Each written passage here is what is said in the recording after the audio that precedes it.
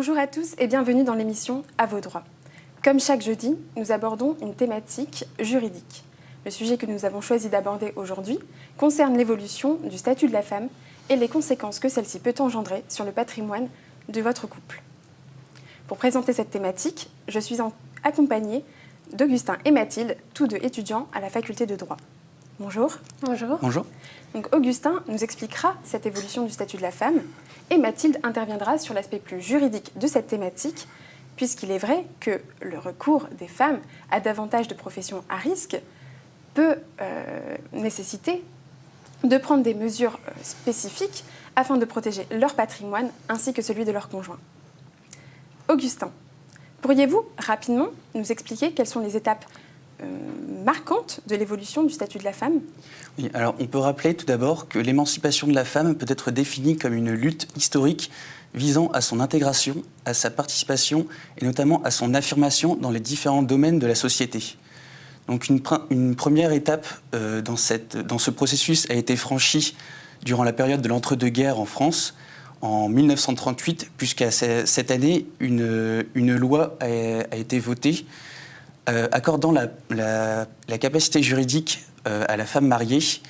Donc cette capacité juridique permet aux femmes mariées de conclure la majorité des contrats sans avoir à demander l'autorisation à son mari au préalable. Mais certains contrats, comme le contrat de travail, ne pouvaient pas être conclus seuls par la femme mariée. Et c'est pour ça qu'en 1965, le droit d'opposition du mari au choix de la femme d'exercer une profession a été supprimé.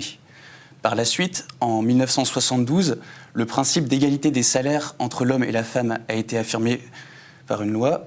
Et enfin, en 1985, le principe d'égalité des pouvoirs entre l'homme et la femme mariée a été affirmé dans la gestion du patrimoine du couple. Très bien, merci. Donc nous allons maintenant aborder tout l'aspect sociologique lié à cette thématique. D'ailleurs, Augustin, quelles sont les évolutions que vous pourriez nous énoncer s'agissant de l'émancipation de la femme? Alors, on remarque notamment que le patrimoine des couples au moment du mariage a augmenté ces dernières années. Une étude de l'INSEE a affirmé qu'entre 1992 et 2010, le patrimoine des couples au moment du mariage a augmenté de 51%. Cette augmentation du patrimoine personnel au moment du mariage s'explique par plusieurs raisons, notamment le fait que ceux-ci se marient plus tard. Une étude publiée par le journal Le Monde énonce qu'en 2015, l'âge moyen du premier mariage était de 31 ans pour les femmes et de 33 ans pour les hommes. Et alors qu'il était en 1994 de 27 ans pour les femmes et de 29 ans pour les hommes. Et donc ce recul de l'âge moyen du mariage a des répercussions sur le patrimoine. Mais ce n'est pas la seule explication à l'augmentation du patrimoine personnel au moment du mariage, puisqu'il y a aussi le fait que les femmes, aujourd'hui, accèdent plus facilement à l'éducation. En effet, aujourd'hui, les femmes accèdent davantage aux études supérieures, alors que ces études supérieures étaient davantage réservées aux hommes précédemment. Oui, et d'ailleurs, les femmes n'hésitent pas à faire des études plus longues. Mais alors, quelles peuvent être les conséquences, finalement, de ce niveau de diplôme plus élevé pour les femmes?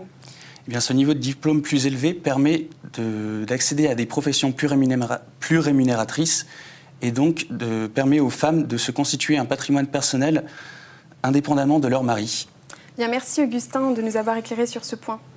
Tous ces bouleversements sociologiques ont bien évidemment des conséquences juridiques qui ne sont pas à négliger. Et certaines mesures peuvent être utiles. Valentin nous a rejoints sur ce plateau. Valentin est également étudiant à la faculté de droit et va contribuer à ces explications.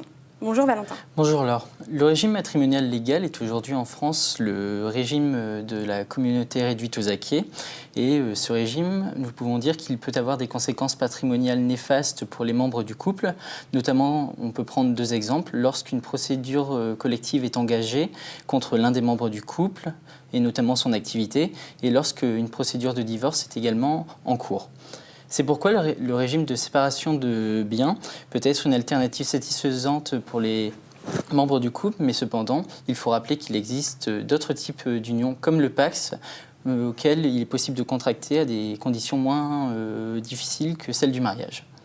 Mathilde, Pourriez-vous nous expliquer en quoi le régime légal comporte des risques en cas de procédure collective ? Oui, alors il faut tout d'abord rappeler aux internautes ou les informer que dans le régime de la communauté réduite aux acquis, le patrimoine du couple est composé de 3 masses. L'une est constituée par les biens communs aux époux acquis pendant le mariage et les 2 autres sont représentées par les biens propres à chacun des époux. Or, lorsqu'un des époux exerce par exemple une profession libérale, la masse des biens communs peut être saisie par le liquidateur judiciaire en cas de procédure collective. C'est le cas notamment en cas de liquidation ou de redressement judiciaire. Cela signifie que l'époux non concerné par la procédure collective est dessaisi de la gestion des biens communs, notamment de ses gains et salaires qui sont, en vertu d'un arrêt rendu par la Cour de cassation en 1978, des biens communs. De ce fait, il se trouve paralysé et ne peut donc pas payer ses propres créanciers. Merci. Mais Valentin, pourriez-vous du coup nous expliquer en quoi le régime de séparation de biens est-il meilleur sur ce point-là ?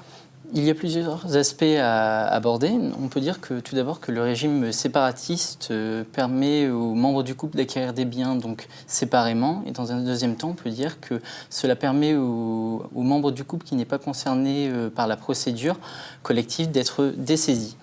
Il faut rappeler également que les avantages de ce régime séparatiste permettent sur ce point, sont étendus aux concubins et aux partenaires pacsés. Ensuite, il reste tout de même possible pour les membres du couple, même s'ils sont sous le régime de la séparation de biens, d'acquérir des biens ensemble. C'est ce qu'on appellera l'indivision. Et les avantages de cette indivision, l'avantage de cette indivision est que le liquidateur pourra saisir que la moitié de la valeur des biens qui ont été acquis par les époux durant leur mariage. Il faut rappeler un dernier point, c'est que les femmes aujourd'hui accèdent à des professions beaucoup plus rémunératrices qu'avant et elles désirent davantage se constituer un patrimoine propre. C'est pourquoi le régime séparatiste est beaucoup plus adapté à cela que le régime de la communauté réduite aux acquis, puisqu'elles vont pouvoir bénéficier de leurs revenus sans que cela ne tombe dans la masse commune du couple et donc cela sera propre aux femmes. Très bien, mais il est aussi utile de chercher à anticiper sa propre succession. Oui, Mathilde, justement, est-ce que vous pourriez nous présenter cet intérêt en fait, de recourir au régime matrimonial séparatiste ? Oui, vous avez raison. Le régime de séparation pourrait être avantageux dans l'hypothèse d'un second mariage. Dans cette hypothèse, vous choisissez le régime de communauté pour votre second mariage. Votre nouveau mari ou votre nouvelle épouse, qui n'est ni le père ni la mère de vos enfants issus de votre première union, pourrait légitimement dépenser vos gains et salaires, qui sont des biens communs, comme je le rappelle, selon la Cour de cassation dans un arrêt rendu en 1978, et ainsi amoindrir le potentiel patrimoine que vous pourriez céder à vos enfants à votre décès. Très bien. Mais merci à nos 3 étudiants et merci à vous, chers internautes, de nous avoir suivis. L'émission touche à sa fin.